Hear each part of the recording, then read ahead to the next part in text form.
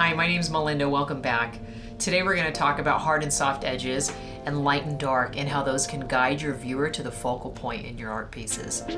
If this video is helpful, please like it. And if you want to see more videos like this, subscribe so that you don't miss out on free tips. Let's go.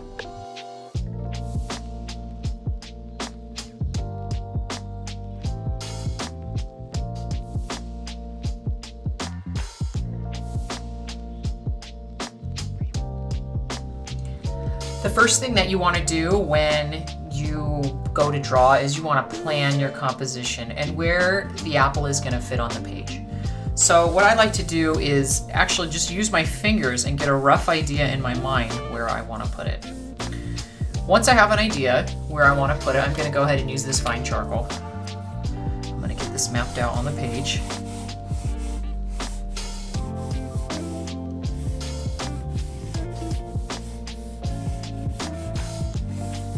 Now, when you look at this drawing right now, all the edges are the same. So there isn't really anywhere special that your attention goes.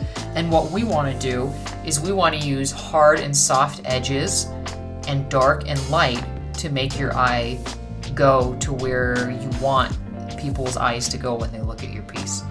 So on this one right here, I think since the light is coming from right here, we really want this to be the main focus.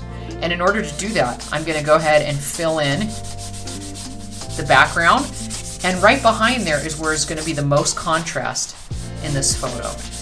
And having the really dark against the light will make viewers' eyes automatically go there. I'm going to go ahead and fill in some of these values, and then we'll come back and talk more about it. When you look at this picture, your eyes immediately go to where the biggest contrast is.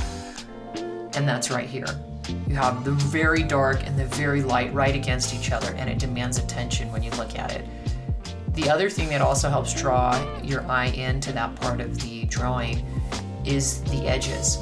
If you look over here, the edges are much softer. They're not as defined as they are over here. These are called hard edges. Using hard edges draws more attention in your art, and using soft edges helps take attention away from it. And having the balance of both is what allows you to manipulate your viewer and guide them to the most important part of your piece. Thank you so much for watching. If this video was helpful, please let me know down below. Don't forget to subscribe and like this video so that you don't miss out on more free tips like this. I'll see you guys next time.